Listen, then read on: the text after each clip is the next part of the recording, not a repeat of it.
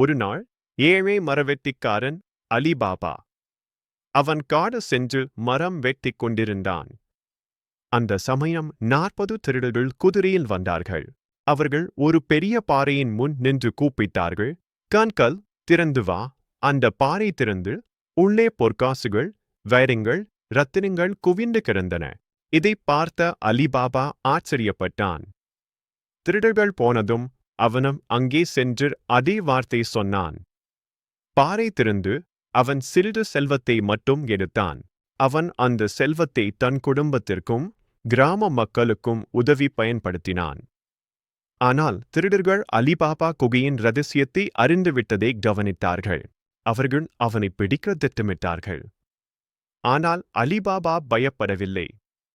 அவன் புத்திசாலித்தனமாக அவர்களின் சதியை கண்டுபிடித்து கிராம மக்களோடு சேர்ந்து திருடர்களை விரட்டிவிட்டான்.